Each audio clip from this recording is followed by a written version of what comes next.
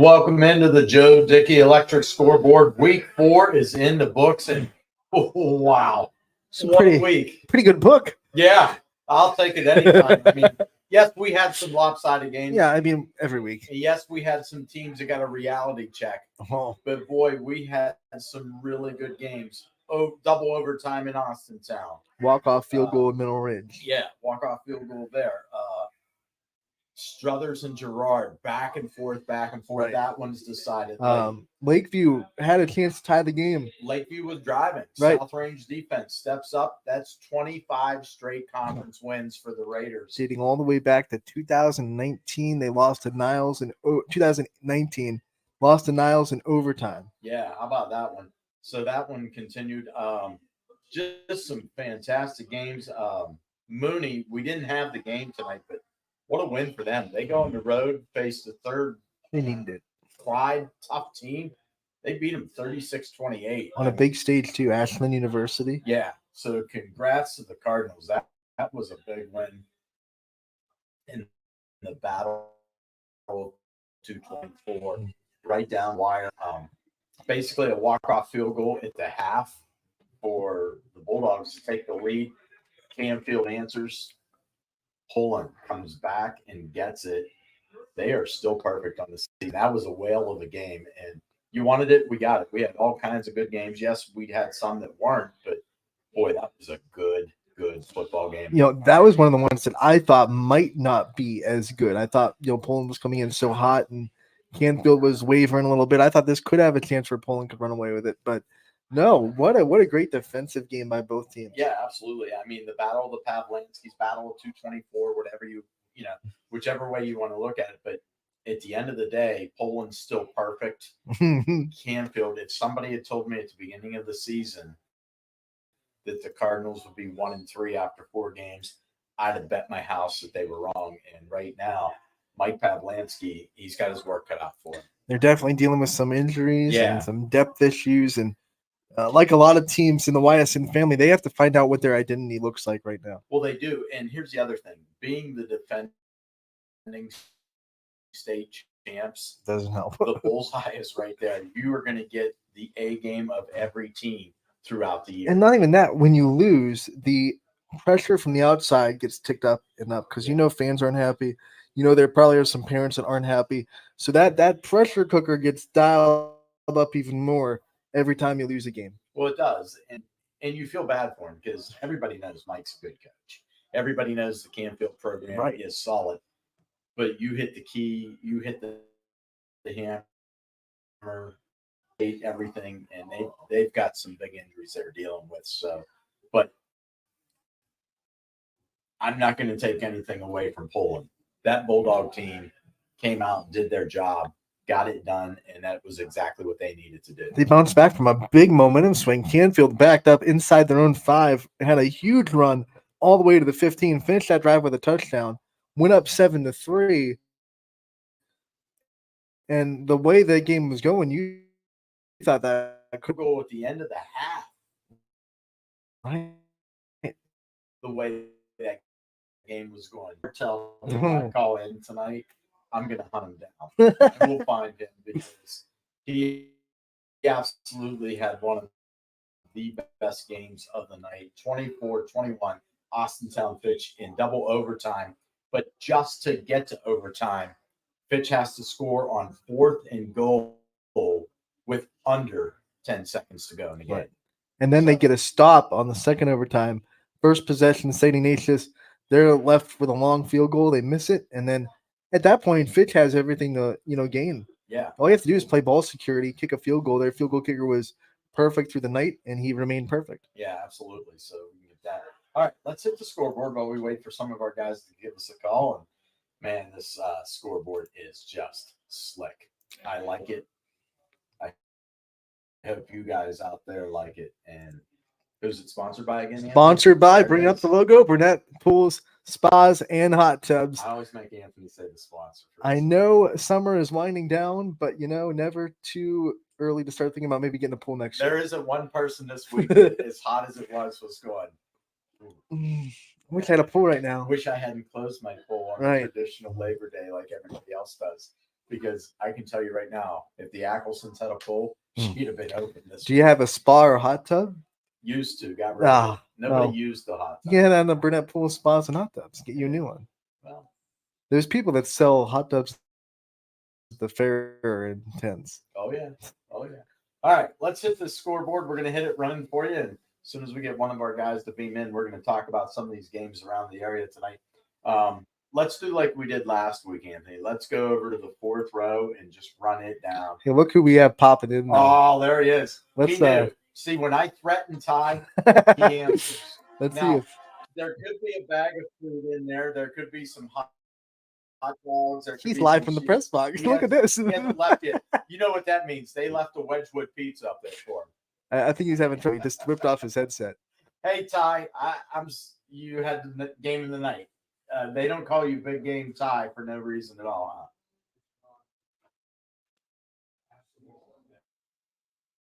Maybe he can hear us, but he can't. I mean, it's not on our end. You have to unmute yourself, bud. As soon as he'll try. He'll try again. He'll probably come on with his phone. Yeah. He was muted. That was the only reason he wasn't on yet, so. We thought maybe his voice needed a little bit of a break. See that guy walking behind me? Yeah, he just took a nice little quick peek in here. He did. He's having some pizza probably. But we'll start on the scoreboard. We'll get a couple of bring that back up. Back in our Burnett polls and spa scoreboard. And like we said, we'll go over to the last row here. Yeah. Still pretty. It works. There you go. West Branch.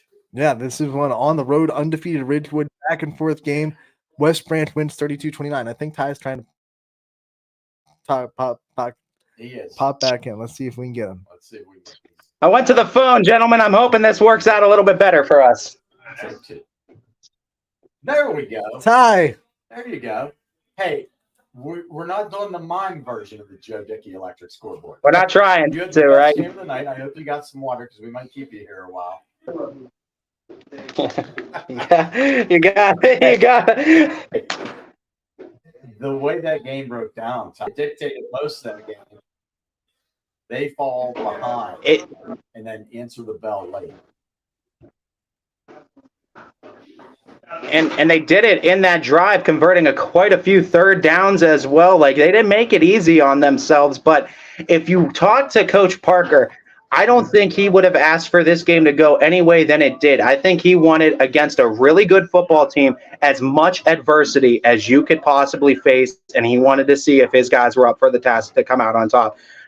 This is just the second time that Fitch has ever beaten St. Ignatius in program history. They're 2-2 overall now in their career against them.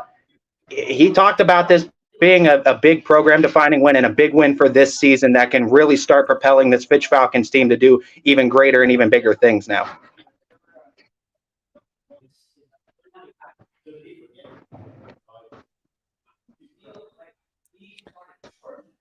Ty, I know you're having a few connection issues, but I do want to ask one question. That touchdown Deshaun Vaughn had in the first overtime, running to the corner, getting the pylon. That's classic Deshaun Vaughn, right? It is. I mean, he's so good at when a play breaks down. He's so good at improvising, finding the next thing that's available to. He's very smart with the football. And you know what? Despite the interceptions that he did throw tonight, he had some turnovers. The one thing about Deshaun that I can't credit him enough is that his mindset, that kind of stay even mindset, he lives it, man. He really does. Make a bad play. I play free safety on defense. I got to get out there and do my job. That's just his type of mentality. He could click it on and click it off just like that. And you saw it on offense tonight. After throwing a couple picks at the quarterback position, he came through big time for his team tonight. What was it in that second overtime? I watched that defensive standby of the Fitch team. Like, they kind of just turned their ears back and said, we're going to end this right now.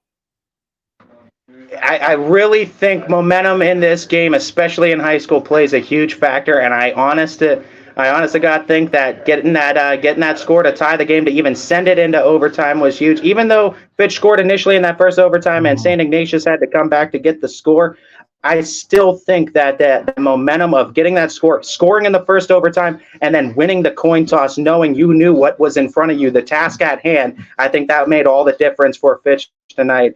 And credit them. They got the big defensive stop, and they knew all they needed was points to win. Do you think that timeout's not taken in that first overtime as St. Ignatius lines up? Do they go for two? They called their own timeout too. They called their own timeout. Yeah. I'm thinking they're going for the win. They're on the road. They're going for the win. I thought they were going for the win too. I don't know what the change of mind was, because I thought for sure they were going for two. They were lining up like it. I know you're trying to draw guys off sides. You're trying to get a little bit of an easier try doing that, but I still thought they'd come back with offense. When they came out special teams ready to kick that extra point, I was shocked by it, but good thing they did if you're a Falcon fan tonight, right? Because if they didn't, we might be talking about a different game. You know, what was even more crazy that when the timeout was first called, I thought Fitch called it because TJ Parker tried to ice called the the kicker timeout to make sure his defense was lined up. And then all of a sudden it's St. Ignatius timeout. And I'm like, what are we doing? And I think, honestly, I don't know their coach. I don't know how respected he is. I'm not trying to down him, but I think he might have cost a little bit of confidence in his offense by saying in the second overtime, to me. It very well could, and we know how big the mental game is in this game, Anthony. And having that mental edge, I think that's what the Falcons really had in that second overtime. After they got that stop, especially they knew it. But I think once they got the game tied in that fourth quarter, they knew in their minds that they have a chance, and it's sitting right in front of them. They just have to capitalize, and they went out in overtime, and they did just that.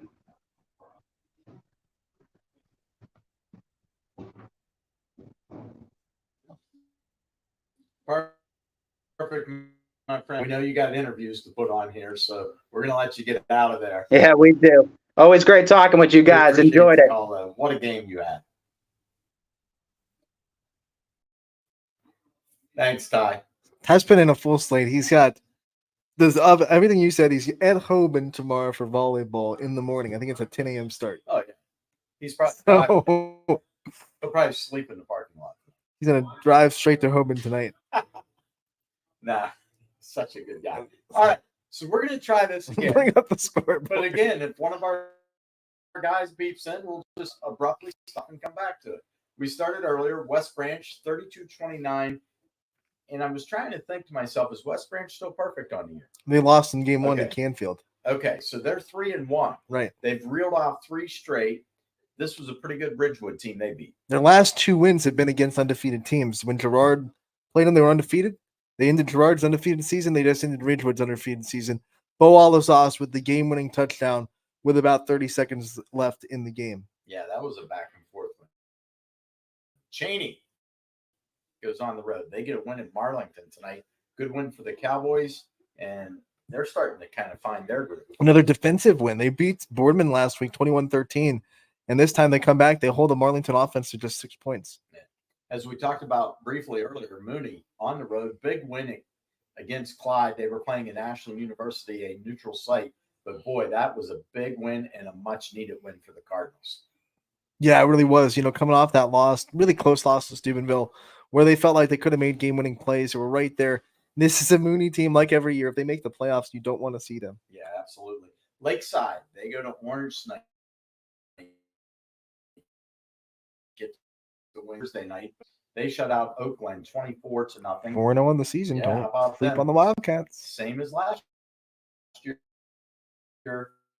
Out of that gate, perfect. Rootstown, we're Pie Valley tonight, 28-6. Lowville, no problem with Matthews, 60-6. And Wyndham beats Tuscarora Central Catholic 38-12. It's a big win for that Bombers team that was really struggling in the first couple of weeks of the season. They needed that win, so that was a good one. All right, and as we mentioned earlier, Poland remains perfect on the season. They beat Canfield 10-7. Nows takes care of Hubbard tonight, 27-6. Good win for the Red Dragons, and Hubbard, they lead that game tonight. They got to be looking for some answers. Antoine Brown just too much on both sides of the ball. He made a lot of great tackles on defense, and then everyone knows how good of a running back he can be. Yeah, and a game that was just fantastic. Gerard Struthers back and forth, back and forth. The Wildcats, and for Gerard, 2 tough weeks in a row. Right. They have lost leads in the fourth quarter and come up on the wrong side of that scoreboard. And conference play at home, you got to protect your home field. You got to win at Arrowhead if you're Gerard, and they just couldn't do it tonight. Yeah, tough one there. Brookfield, no problem with champion. The Warriors, they looked like they were a little mad when they hit the field tonight. They played that way. It's 2 straight wins for Brookfield after a tough start in the first 2 weeks.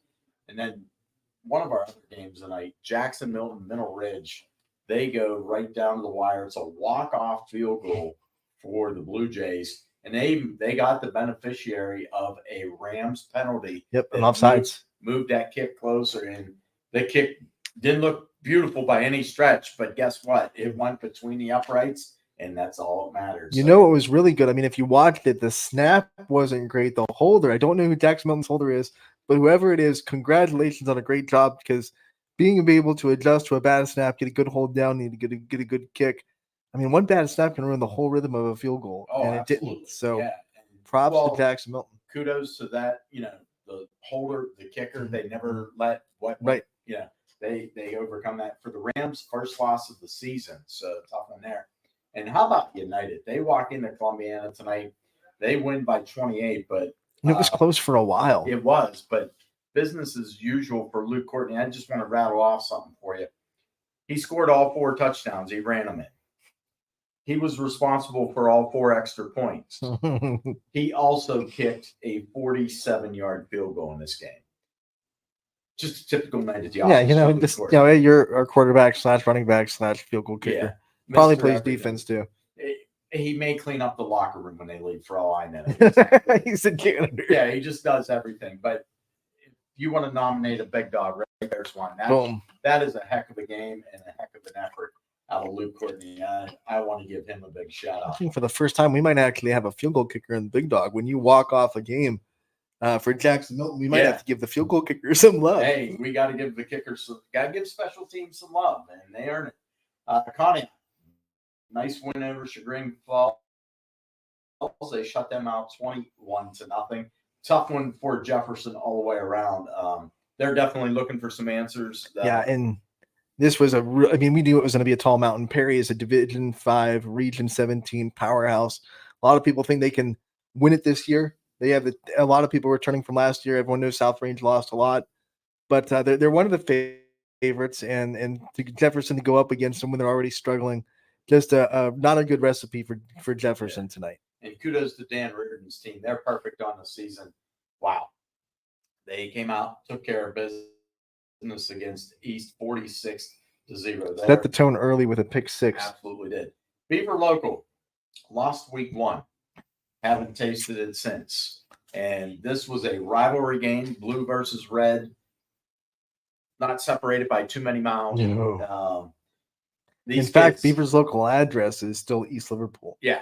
If that tells you anything. These players, they run into each other quite often. And Beaver Local, kudo. Michael McKenzie, he kept it together. Yeah. I was impressed. I thought he would be going nuts. Yeah, he did. But Coach McKenzie, tip of the hat to him, because that was a big win for the Potters' first loss of the season. So a little reality check, and they got one tonight. But under Coach Cusick, I expect them to be ready to play next week, because he'll be ripping that film apart probably now through tomorrow till he gets a hold of the players. And I don't think I would want to sit in that film session. When you go into the road, you can't let your rival get a fast start. And Beaver Local started really quick. And East Liverpool's offense isn't really built for comebacks. They like to run the ball. They like to have those long, sufficient drives. And they actually had one get, kind of blown up at the end of it, because those long drives are hard to complete. And it got away from East Liverpool really quick when Beaver Local got off to such a quick start. Props to Austin Klein. He's playing really well in his third year as starting quarterback for Beaver Local. And then you got Lisbon. They go into East Palestine. They get a win 37-7. But this game at the half was 14-7. This was close to. This was close. Palestine's close. They're there. They played a half. Now they got to get to that second half, because the second half, it was pretty much all Blue Devils. They did what they wanted. Speaking of teams that are hot, doing what they want. since week 1, that Springfield Tigers team, they're pretty good. They are having a blast. They were up big early. They never looked back. They never took their foot off the pedal. And I'm not sure if Waterloo maybe looked at them cross-eyed, or maybe they wanted them to call tails and they called heads or something, because Springfield played with a chip on their shoulder, and that is the way they play. Good things are going to happen. So now I want to see some consistency out of Springfield. Yeah. You know, they kind of don't play well on week 1. They play really great week 2. They lose by 7 in week 3, and now they're 2-2 with a dominating win in week 4. So now the name of the game for the Tigers is just, can we see consistency? Yeah, absolutely. Another game, and we got away from it early, was Hawk and Edgewood. Mhm. It was, I'll give Edgewood credit. They battled back in this game. Starting to They score. put 38 up, but their defense, that's not going to be a fun day in that film room. They give up 56. But when that game, they could have just tucked their tails between their legs and kind of hung their heads. They battled. So not the result they wanted, but I think the coach at least knows they got a little bit of intestinal fortitude in them, that they're not going to quit. Edgewood came into this game just 18 points given up all season. Yeah. And I think they were kind of put on their heels by an offense that was finding holes in their defense, because it hadn't happened yet. Thing I noticed every time we chipped in and looked at that Hawken offensive line was pretty big. Yeah, So, Hawken from Stranger Things, there were like some demogorgons out there in the offensive line.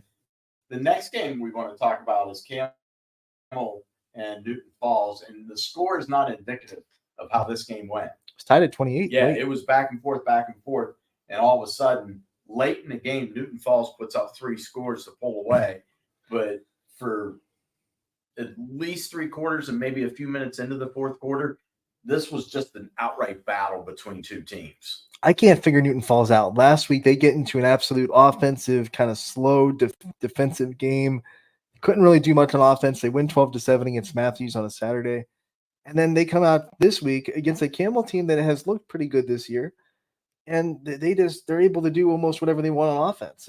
It's a Newton Falls team that it's definitely something they can win in two different ways, which is good. But, like Springfield, you just want to see some consistency from one side of the field. Well, the big kudos to the Tigers is, hey, congratulations, you won what could have become a shootout game. You put up 7 touchdowns. Right. But I think what their staff would like to see is, now we want to see this on a weekly basis. Right. It can't be every other week. It can't be, when you think, because that Camel team had played some pretty good defense. Right. And, it's going to be a tough week for them to look at the scoreboard. Up next, South Range, 25 straight conference wins now in the NE8. And Lakeview, though, had their chances. And They did. This game, even though the Raiders led by 14 for a good bit of the game, I think it was tied at 14 once and then too, it right? was tied, and then it went 28-14.